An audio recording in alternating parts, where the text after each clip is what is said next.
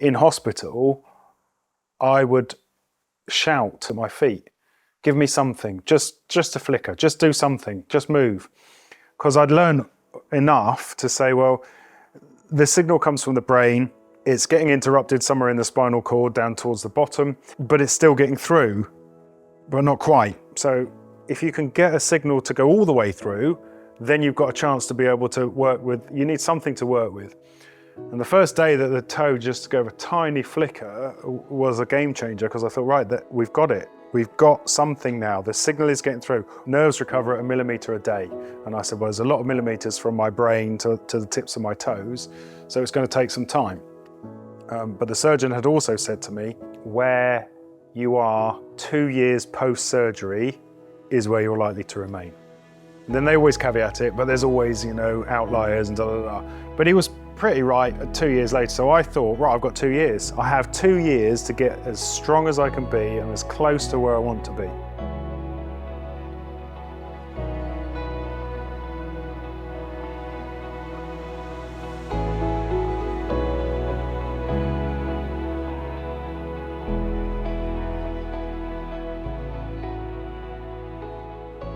Four or 5 days later, I'll always remember this, it was a Saturday, I crashed. I couldn't breathe, I was, and all of a sudden there's loads of people around me sticking needles in here and here and here, and they rushed me down to a CT scanner and brought me back to the ward, and they said, you know that pain that you had, which you just thought was muscular? Yeah. They said, you have multiple embolisms in your lung which had dislodged, and you'd have been dead in 3 days. And I said, wow. I said, fine.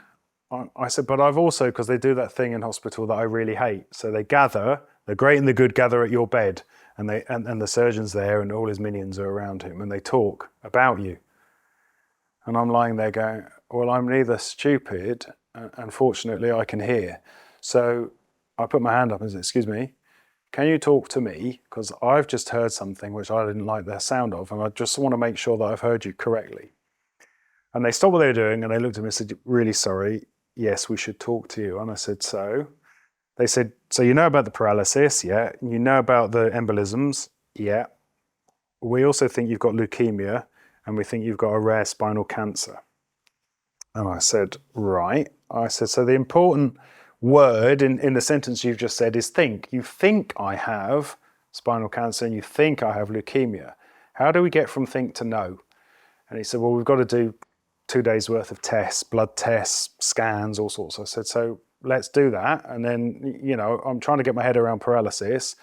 I'm trying to get my head around the fact that in 3 days' time I could have been dead.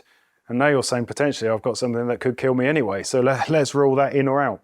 And the good news is 2 days later, we'd done all the tests and they said, no, we've made a mistake. There was no spinal cancer. There is no leukemia. You're going to be on blood thinners for the next year and you're still paralyzed. And I said, fine. So that was an interesting couple of days in there. And that just made me more determined to get out, because what had caused this, they didn't know. We think it was hospital-induced pulmonary embolisms, PEs, or an undiagnosed DVT, but they scanned my legs and all the blood vessels and there was no evidence of that. So we don't know what caused it, it just happened. And I suppose it would be remiss of me not to mention, so I found myself in a very fortunate position in that hospital, which is important as I came out of hospital. There was a guy in there who was a Tunisian national, Mr. Tariq Yazidi was his name, and he was a bit younger than me, in his late 40s, and he used to be a professional footballer, but he was duty manager at a hotel in Southsea, and he'd fallen down the stairs and paralysed himself from the neck down. He was fed through a tube in his nose for 3 months and given no chance of ever walking. And the first time I met him, he was having dinner in the canteen there in the hospital, the patient canteen. And he had clawed hands because of his high level of injury. And he was eating peas with a spoon. And he dropped 80% of the peas on the floor. And I went to help him.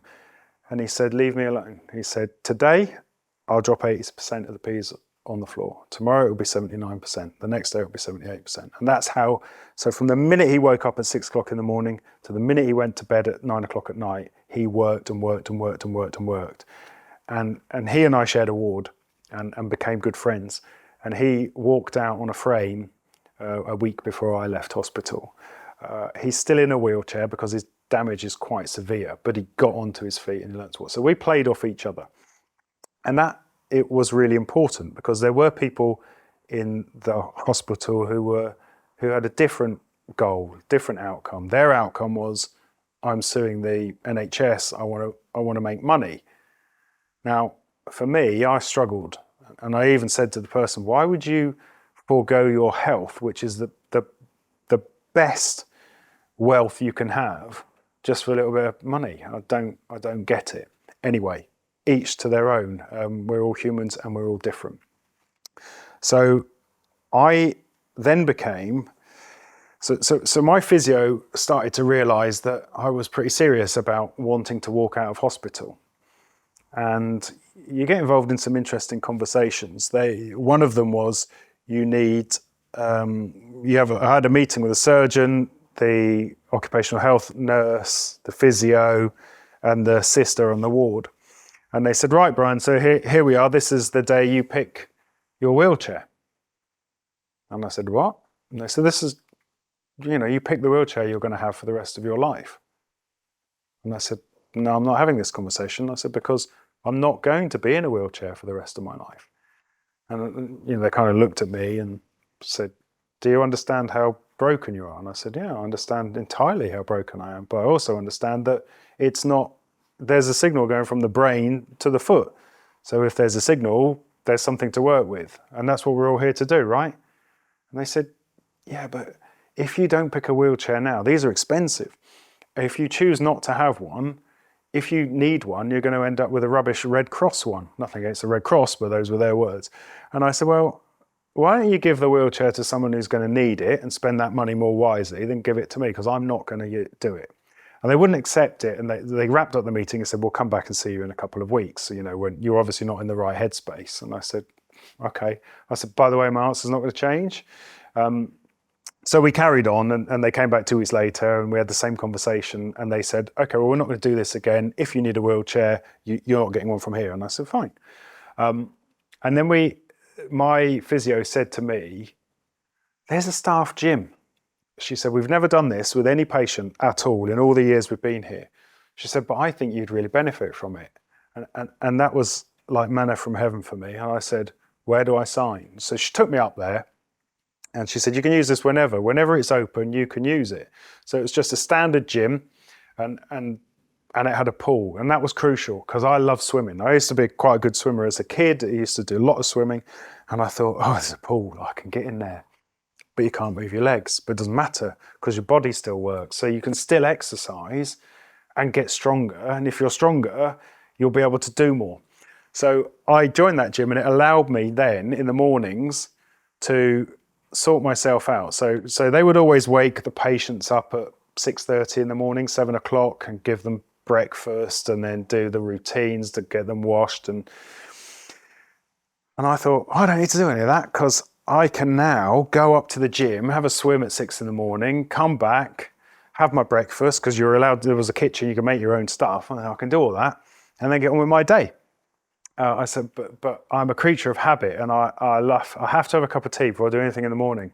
So I always say to the nurses, will you bring us a cup of tea at 5:30? And bless them, they all did. So I did all that and I got stronger and stronger. And all of a sudden you're in parallel bars and you're learning to do it and falling over because you haven't got the strength. And we just progressed and slowly built it up.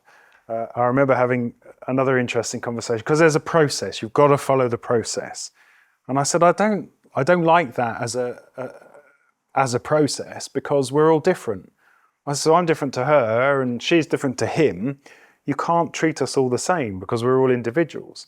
So what's the process? Was it what exercise on this day you must do this, on that day you must do that, on that day you must do that. I mean, not to go too graphic, but they would always clear every spinal patient's bowel out. And the way they would do that is give you milk of magnesia for 3 days until you absolutely went to the toilet explosively for about a day and a half. And I said, why are you doing that? well, that's just what we do. They couldn't explain why. It was just, well, that's what we do. And I don't like that. That's not giving me a reason. That's just, well, we've always done it like that. Well, you've got to evolve. I said, well, why can't I go for a colonic irrigation? Oh, no, you can't. You've had a spinal injury. Anyways, and one of the things you had to do, they said, right, they came to my bed and said, right, you're going on your town tour today. I said, what? Oh, yeah, you're going on a town tour. We're going on the bus and you're going into Salisbury. I said, no, I'm not. I said, why am I doing that? Well, you need to learn how to get around when you're in a wheelchair. I said, well, two things. One, I'm not going to be in a wheelchair. And two, if I am, I won't be using a bus. I said, last time I went on a bus, I was about 8. I said, so I'm not going on a bus. I said, so what's the actual reason? Well, you need to learn how to use curbs and stuff. And I looked out the window and I went, there's a curb out there. And they said, yeah, but this is what we do. And I said, not with me. And so I said, let's not waste any time. Let's go out there, teach me how to get up and down curbs. I said, for what it's worth. And then, you can tick the box. And so they did. And they probably thought, Cantankerous, old git. But that's just how it was. And I also then said, because Tariq had never been in an airplane, light aircraft or anything else. So I arranged for a local helicopter company. I'd sorted it all out with the hotel. There was a helicopter landing pad where the Hems used to come in. And I spoke to the bosses of the hotel and I said, I'm going to do a town tour, but I'm going to do it from above. I said, so I'm going to take Tariq in a helicopter and we're going to do a town tour, fly over Salisbury. And arranged it all, and it was all, we'd agreed a price. And then the day before, the guy rang me and said, I'm really sorry, I've made a mistake with the price, and he tripled the price. And I said, I can't afford to do it. But that would have been a great thing to do for him as well, but I just couldn't afford to do that. So in terms of your recovery though, what is really interesting to hear is this incremental gains that you went through. But just going back a bit to that moment then when you were told you're not going to walk again, you've had pulmonary embolisms, we think you've got spinal cancer, we think you've got a form of leukemia. How did that feel? I mean, how did you just process that? Because 1 minute everything you think is fine, and then this has all happened very, very quickly, and now suddenly everything's coming crashing down around you. How did you work through that? I think I'm very good at compartmentalizing stuff, boxing it up, and I guess it's back to control the controllables. So if I have had a rare spinal cancer or leukemia, flailing my hands up and saying it's all so unfair isn't going to fix it, is it? So I put my complete and utter trust in the professionals that were there. That's what I did with the spinal. And whilst it wasn't that I didn't agree with some of the things that they did, I didn't understand them. And so until they explained it to me, I would ask the question. That's a perfectly reasonable thing. I don't understand why I'm having to do that. That's not me being awkward. It's me trying to understand and help me process why. If it's, don't just say to me, well, we need to do that because that's what we always do. Well, that doesn't mean that it's right. And because it worked for person X doesn't mean it's going to work for person Y. Tailor it to the individual. I think it was a shock, obviously, but I suppose I didn't believe it because they weren't sure. So until they were sure, I thought, well, just do the test. Let's find out what's up. You've got these two things. That's a given. You're paralyzed and you've got pulmonary embolisms. Fine. The solution to that is thin your blood. I'm not going to die. I'm not going to die from paralysis. I'm getting used to a new way of life, but it's not going to kill me. These two things might kill me though. So let's find out what they are. And I suppose if I think, well, how would you have reacted if they did come back and say, well, you got them? Probably in the same way. I would have thought, wow, there's bad hands and there's bad hands, right? And I've now got 4 things. But fortunately, I don't have to worry about that because they've said that they've made a mistake. And that's great. My father had kidney cancer in 2011. Really bad kidney cancer, which had been in there for a long time because when they took the tumour out, it was the size of a football. And he was given stage 4 and not a good prognosis. But here we are some 12 years later and he's still alive and kicking. And by the way, still working 5 days a week at the age of 76. So I suppose that helps as well because when you look at role models and you look at influences on your life, I've got somebody who said, well, I could have just given up and died, but I didn't. And I guess I've cut from the same cloth. Also, what's interesting about your story is hearing about the people you surrounded yourself with in the ward, and that there was a variety of people with different kind of approaches to the situation. So how much do you think it played a part in helping you recover, surrounding yourself with people like Tariq, for example? Hugely. And it's massively important. If I'd have been around people who were constantly moaning and dripping about how unfair life was, that would have had an impact on me. Firstly, I would have removed myself from those people and just isolated myself because I'm perfectly comfortable in my own company. But that probably would have made the process harder. Well, it would have made the process harder. I was lucky enough, and it's incredible. You think all of these people had terrible things happen to them, but they were so upbeat about the future because we all played off one another. We would joke and laugh, and you have to leave your pride at the door. You know, you start, certainly as British people, we don't talk about toilet habits, right? You have to in there because it's a huge part of your day and it's a huge part of your life. Something that you have done naturally without even thinking about now is a big problem because you have got to learn how to deal with that. It's also the same with learning to walk. The process was quite brutal at times. I remember being tipped out the wheelchair, actually tipped out. And I said, "What are you doing?" And they said, "Well, you've got to learn how to get back in it." And I'm like, well, how about I learn not to fall out of it? That would be the best thing rather than learn how to get back in it. And they said, but at some point you will fall out of it. And you start from, I couldn't even crawl. So then you think, well, you try and think back, how did I learn to crawl? But you were an infant, a toddler. Well, you can't remember. Most humans cannot remember anything before the age of about 2 or 3. So you certainly can't remember what you did to learn how to crawl, but you're an adult, so you think, oh, well, I'll just do that. But none of these muscles worked. So there's a lot of using my elbows and my hands. And then when you're learning to walk the first time, you're about that tall. So when you fall over, doesn't matter, not far down. When you're 6'2", that's a long way down and you could hurt yourself. So you really develop a fear of falling, which is quite a good safety mechanism because it keeps you from doing anything too stupid. And people are amazed when I tell them this, even now. So probably going into hidden disability earlier than perhaps we might have wanted to talk about it, but walking is just natural for people who have always been able to walk. I only have one regret in life, and that was the physio said to me, "Have you got any videos of you walking?" And I said, "No, I didn't."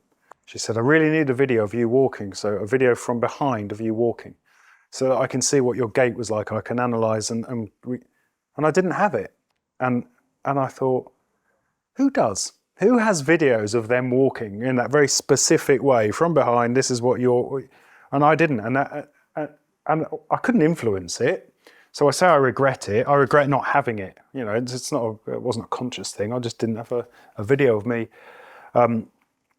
walking. Now, you talk about people that you surround yourself with. It was so important when I left. So when they discharged me, I came out on crutches, and the NHS don't have a pathway for cauda equina syndrome. So I was given my discharge papers, and they said, somebody will be in touch within the next 12 weeks. I said, 12 weeks? That's 3 months. Yeah, someone will be in touch within 3 months and you'll get 1 hour a week outpatient physio. And I thought, no way. So what did you do? Well, I'd already researched, where do I go? What do I do? Who can help me here? And the NHS can't. They can give me what they can give me, but they cannot give me what I need. So there is a neuro physiotherapy company called Hobbs Rehabilitation. Now they're based in Winchester, but they have 3, and they may have more now, but they had 3 satellite places where neurophysios work with strength and conditioning coaches and everyone else. So there was one in Romsey and there was one in Lambourne in Berkshire. So I went to the one in Romsey and it was above an old people's home. And I thought, no, straight away, as soon as I pulled up, I thought, it's not the right environment for me. Went to the one in Lambourne, and it's run by a company called the Injured Jockeys Foundation, which is a charity. And so professional jockeys go there when they get thrown off their horses and break themselves. They get put back together, then they leave, go back on the horse, and they repeat the cycle. So these were converted stables, and I could go and be an inpatient there and get 7 hours a day of physical therapy. But of course, that's not on the NHS, so you've got to pay for that. Now, I dug into savings and did that. And it's an interesting quandary, isn't it? If when I was lying in that hospital bed and he told me there's a chance you're never going to walk again, if he'd then said, but if you write me a check for X, I'll guarantee you're going to walk again, you find the money. Now, I'm lucky, and I know I'm lucky, and I won't get too political, I'm lucky I had the money to be able to do that. If I didn't have the money, and plenty of people don't, then I wouldn't be where I am now. And that's an unfair health system, but that's a political thing which I'm not going to talk about. But I get asked that when I talk, aren't you lucky that you had the money to do it? Yes, I used my savings and I paid to do it. So I spent 4 weeks there to start with, then went home for 2 weeks, then went back for 2 weeks, then went home for a month, then went back for a week. So 7 weeks in total. And without a shadow of a doubt, the 7 weeks that I spent as an inpatient there, they put me back together. They made physio fun, because what they did, they're very clever at it, is rather than, because I don't respond to sitting in a chair and them saying, try and move your foot when the foot doesn't move, I just get frustrated. So it doesn't work. Can I not do something that gets the same result, but without me sitting there trying to will my foot to move, because I find that frustrating. So they developed a plan where we would play table tennis, we would kick a football, they took me to a golf driving range, all stuff that I used to do prior to paralysis to let me try and develop, and also for the bits that they were trying to achieve as medical professionals. I got a bit carried away at one point because I thought, I can run again, I can walk now, I can walk unaided, I must be able to run. And I said, will you let me run? No. And I kept going on, let me. And I've got the video of when I broke him and he said, yes, go on then. And there was a 10-meter bit. And I looked like a drunk giraffe, just trying to flob my way down this 10 meters. And I thought I was Usain Bolt, but honestly, and Harry didn't laugh, but good on him, he didn't. But it then spurs you to think, well, actually I can. And so if I can do that, what's the next bit I can do? And that all spurred actually from in hospital, I would shout. And it sounds funny now reflecting on it, but I would shout at my feet. Give me something, just a flicker, just do something, just move. Because I'd learned enough to say, well, the signal comes from the brain, it's getting interrupted somewhere in the spinal cord down towards the bottom, but it's still getting through, but not quite. So if you can get a signal to go all the way through, then you've got a chance to be able to work with, you need something to work with. And the first day that the toe just gave a tiny flicker was a game changer, because I thought, right, that we've got it. We've got something now. The signal is getting through, albeit it's very weak, but it's there. So if it's there, you can work on it. Nerves recover at 1 millimeter a day. And I said, well, there's a lot of millimeters from my brain to the tips of my toes, so it's going to take some time. But the surgeon had also said to me, because this is a key question, where you are 2 years post-surgery is where you're likely to remain. And then they always caveat it, but there's always, outliers and da. But he was pretty right at 2 years later. So I thought, right, I've got 2 years. I have 2 years to get as strong as I can be and as close to where I want to be. And when I came out, I couldn't lift my heels off the floor. I couldn't move without crutches. So I thought, learning to walk is going to be really hard, but we got there. In the Injured Jockeys thing, I was surrounded, and this is, so when you compare old people's home, professional athletes, well, this is where I'm going to thrive 100%, because I'm with people who want the same outcome. I want to get better. I want to get better quickly. I want to get back to doing what I enjoy. And the staff there knew that was my mindset. And so it was the perfect place for me to recover. Also, hearing about your recovery, hearing some of the experiences that you had in Oldstock, it sounded like it was very much, you weren't given the information. It was, today's your town tour. This is what you've got to do. Whereas when you're at the place that helps, jockeys recover, you had a lot more control of that. How do you think that felt, for you with your recovery, and how you maybe processed it, and maybe having more control over it, just in terms of your mental health, made you feel, more in control of it in some way? Yeah, I mean, so Oddstock, I mean, we got past that.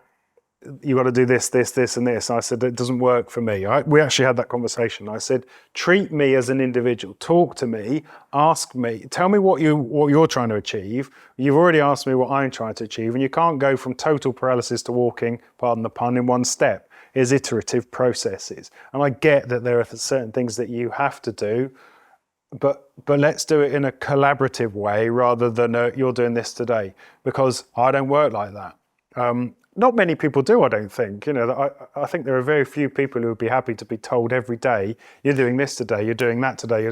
What say do I get in this because my recovery? But 100% when I was at Lambourne, I think key is I was still working with the medical professionals. They said, what do you want to achieve this week? Well, this. Well, what we want you to achieve is this. And they were aligned in the final goal, but they knew better than me. Of course they did. That's their job. If I'm saying, I want to go and do that, and they say, you're not ready. You're not ready for the following reasons. And that's the thing, I'm inquisitive. So why? Why am I not ready? Well, because that doesn't work, that doesn't work, that doesn't work. So that'll overcompensate, and you'll end up walking with a limp for the rest of your life. Okay, I'll do it your way. But I suppose that's a message I would give to anybody. If you aren't sure, or somebody's asking you to do something and you don't know why, ask the question, why? Too often we go, oh, well, it's always been done like that, so I better just do it. We'll never evolve as a human race if we all just do what we've always done. We'd be driving around with cars with square wheels if that was the case. So tell me about the rest of your recovery then. I mean, recently you walked the New York Marathon, so it's been a phenomenal journey. Yeah, I think I'm an idiot. So obviously I learned to walk. I was back to work within 6 months. And that in and of itself is interesting, because only 20% of people with a spinal cord injury ever return to full-time employment. But that was important for me. I wanted to get back to feeling like I was making a contribution. It's really strange. If I had my time again, I'd probably have waited a bit longer, but I couldn't. I felt like I was letting the team down. I had none of that pressure, by the way, from work, but I felt, no, they're all picking up your work, they're this, they're that, the other. My boss turned off my emails on day one. He said, I know what you're like. So if I turn them off, you have no access to them. So you can't do it. And fine, because I would have been trying to work. He said, and we don't need you to work when you're in hospital. We need you to focus on getting better. So anyway, the goal was to walk again. But I wasn't happy with that I've walked again. But I used to run, and I used to enjoy running. I wonder if I can run again. So I thought, okay, let's give that a go. And in March 2020, so just as COVID hit, I had a problem with my back, and I ended up back in hospital having a cage put into between L4 and L5 vertebrae to take the disc out. Now, I actually said to the surgeon, well, if you're taking that one out, why don't you take the other one out and the one above it? I said, because I don't want this happening again. He said, it's not going to happen again. I said, but the risk is still this. I actually said, what is the risk? He said, it's 1 in 100,000. I said, no, that's the risk before. I said, it must be more likely now. No, it's 1 in 100,000. I said, I don't believe you. I said, but you're the expert. I said, but if you take those discs out and put some metalwork in there, it can't happen. So we eliminate all risk. And that was logical to me. I said, get rid of them all. Oh yeah, but you'll be stiff. I said, I don't care if I'm stiff in the back. I can't be re-paralyzed. And he took it to all of the surgeons, and they have these big meetings apparently, and they said, protocol is we can't do that unless there's another problem. So I had another problem, and he put a disc in there in March, And then I couldn't recover because everything had shut. There were no physiotherapists, there were no swimming pools, there were no gyms. We were all sent to our homes. And you think, wow, how do I recover from this? I ended up doing virtual physio. So I was chatting to a physiotherapist in Manchester. Well, okay, fine, but if they can't lay their hands on you, if they can't move you, they can't see over a phone whether you're doing it right or wrong. So in the August, so what's that, 5 months later, I was back in for a further surgery where I had to put 2 rods and more screws around what was in there because it was unstable. And when I was recovering from that, I thought, I'm going to run a half marathon. And I don't know why. People said, why did you think that? I said, well, the only thing I could think of, I was still high from the morphine. But I thought it was a good idea at the time, so I signed up there and then.